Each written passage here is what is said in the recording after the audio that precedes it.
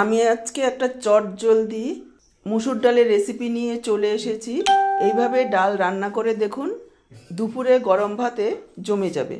মুসুর ডাল আপনারা সবাই রান্না করতে পারেন, তবে আমি কিভাবে রান্না করি সেটাই আজকে আপনাদের সাথে শেয়ার করব। সাথে থাকবে দারুণ টেস্টি একটা আলু ভাজার রেসিপি। আলু ভাজাও আপনারা সবাই করতে পারেন, তবে আমি আজকে একেবারে নতুন ধরনের একটা আলু ভাজা নিয়ে চলে এসেছি। এই আলু ভাজা আর ডাল হলে দুপুরে আর কিছুই লাগবে না। নমস্কার বন্ধুরা, আমি সোমা। আহারে বাহার রান্নাঘরে আপনাদের সবাইকে অনেক অনেক স্বাগত জানিয়ে শুরু করছি আজকে দারুণ স্বাদের ডাল আর আলু ভাজার রেসিপি।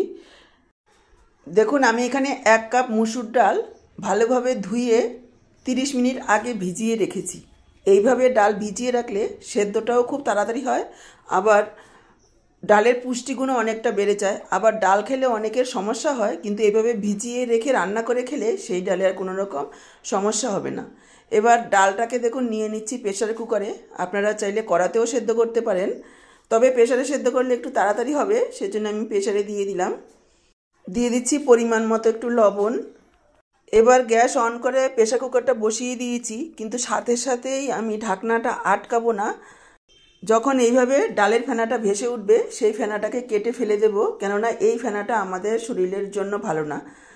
ফেনাটা কেটে ফেলার পরই প্রেসারটাকে আটকে 2টো সিটি মারব।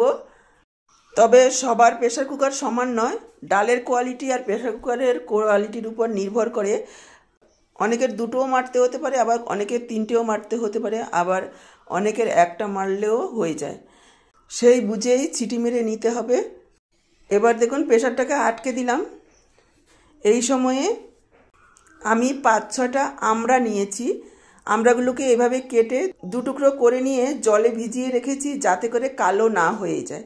আর এদিকে নিয়েছি 4টে মিডিয়াম সাইজের আলু, এইভাবে কেটে নিয়েছি। দেখুন, আলু ভাজার মতো কেটেছি, একটু মোটা করে, খুব বেশি সরু করে কাটিনি, একটু মোটা করে কেটেছি। সাথেই নিয়েছি বড় সাইজের 2টো পেঁয়াজ, এইভাবে কেটেছি। খুব বেশি পাতলা না, আবার খুব বেশি মোটাও নয়, এভাবে একটু কেটে নিয়েছি। এদিকে দেখুন প্রেসারের 2টো সিটি পড়েছে। এবার গ্যাসটাকে অফ করে দেব আর প্রেসারটা বের হওয়া পর্যন্ত অপেক্ষা করব। এদিকে আমি একটা কড়াই বসিয়ে 4 টেবিল চামচ পরিমাণ সরষের তেল দিয়ে দিয়েছি। আপনারা চাইলে সাদা তেলেও করতে পারেন। ছোট 1 চা চামচ কালো জিরে দিয়ে দিলাম ফোড়নে। ফোড়নটা কয়েক সেকেন্ড ভেজে নেওয়ার পর দিয়ে দিলাম কেটে ধুয়ে রাখা আলু আর পেঁয়াজ একই সঙ্গে। দিয়ে দিলাম পরিমাণ মতো লবণ, 1/2 চা চামচ হলুদ গুঁড়ো। এবার প্রথমে 2-3 মিনিট একটু এইভাবে নাড়াচাড়া করে ভেজে নেব, তারপর আলুগুলোকে ঢেকে দেব। প্রথমেই ঢেকে দিলে আলুগুলো সেদ্ধ হয়ে যাবে, খেতে ভালো লাগবে না। প্রথমে একটু ভেজে নেব, তারপর ঢেকে দেব। গ্যাসের ফ্লেমটাকে মিডিয়াম লোতে করে ঢাকা দিয়ে দিয়েছি, আলুটা সেদ্ধ হতে থাকুক।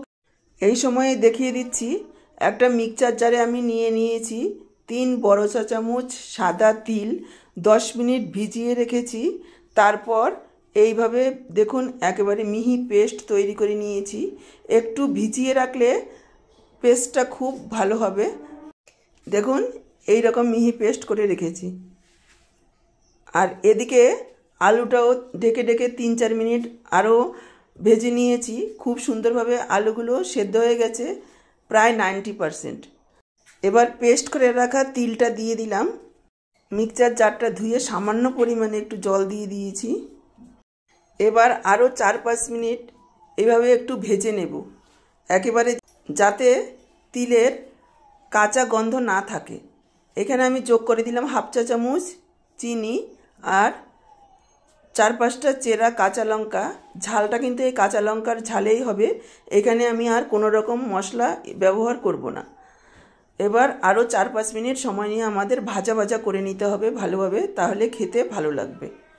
দেখুন আরও 4-5 মিনিট আমি ভাজা করে নিয়েছি। একেবারে তৈরি হয়ে গেছে আমাদের নতুনভাবে নতুন স্বাদে আলু ভাজার রেসিপি। আলু ভাজা তো আপনারা অনেক রকমভাবে খেয়েছেন, একবার এইভাবে খেয়ে দেখুন, অসাধারণ খেতে হয়। শুধু এক আলু ভাজা দিয়েই খাওয়া হয়ে যাবে, এতটাই টেস্টি হয়। আর সাথে ডাল হলে তো কোনো কথাই নেই। আমি এবার সার্ভ করে দিচ্ছি। ভাতের সাথে তো ভালো লাগবেই, রুটি পরোটার সাথেও খেতে ভীষণ ভালো লাগে। দর্শক বন্ধুরা, আজকের পুরো ভিডিওটা দেখে কেমন লাগলো কমেন্ট বক্সে জানাতে ভুলবেন না। ভালো লাগলে অবশ্যই একটা লাইক করে শেয়ার করে দেবেন। আর আমার থেকে এরকমই নিত্য নতুন রেসিপির আপডেট পেতে চ্যানেলটাকে সাবস্ক্রাইব করে সাথেই থাকবেন। বেল বাটনটা অল করে দিলে আমার দেওয়া যে কোনো রেসিপির আপডেট সবার আগে আপনাদের কাছে পৌঁছে যাবে। ফেসবুক থেকে দেখে থাকলে আহারে বাহার রান্নাঘর পেজটাকে ফলো করার অনুরোধ রইল। এদিকে দেখুন প্রেশারটা বেরিয়ে গেছে, ঢাকনাটা খুলে নিলাম। ডালটা খুব সুন্দরভাবে সেদ্ধ হয়ে গেছে। এবার আমি ডালটাকে একটু ঘুটে নেব। তারপর ফুটন্ত গরম জল যোগ করে ডালটাকে যেই রকম পাতলা করবেন সেরকম বানিয়ে নিতে হবে। অনেকে একটু পাতলা ডাল খেতে ভালোবাসে, আবার অনেকে একটু ঘন। তবে টক ডাল একটু পাতলা হলেই বেশি ভালো লাগে খেতে। পরিমাণ মতো জল দিয়ে ডালটাকে অ্যাডজাস্ট করে নেবেন। এখানে আমি হাফ চা চামচ হলুদ গুঁড়ো দিয়ে দিলাম আর মিশিয়ে নিলাম। সেদ্ধ ডালের মধ্যে কিন্তু কোনো রকম ঠান্ডা জল যোগ করা যাবে না, তাহলে ডালের স্বাদ পাওয়া যাবে না। এদিকে আলু ভাজার কড়াতেই আমি আরও 2 চামচ সাদা তেল দিয়ে দিয়েছি। দিয়ে দিলাম 2টো শুকনো লঙ্কা, হাফ চা চামচ সর্ষে, এটা ছোটো দানার সর্ষে। ফোড়নে ছোটো দানার সর্ষে দিলেই গন্ধটা খুব ভালো হয়। দিয়ে দিলাম হাফ চা চামচ কালো জিরে। কয়েক সেকেন্ডের জন্য ভেজে নেব। সর্ষে কালো জিরাটা ভাজা হয়ে গেলে দেখবেন খুব সুন্দর একটা গন্ধ বেরোবে। তখন এইভাবে একটু ডলে দিতে হবে চামচ দিয়ে, তাহলে সর্ষেগুলো একটু ফাটা ফাটা হয়, এতে গন্ধটা আরও বেড়ে যায়। এবার দিয়ে দিলাম কেটে রাখা আমড়া। আপনারা চাইলে এখানে কাঁচা আমও দিতে পারেন। একইভাবে রান্নাটা করতে হবে। এখানে আমি সামান্য একটু হলুদ গুঁড়ো দিয়ে দিচ্ছি।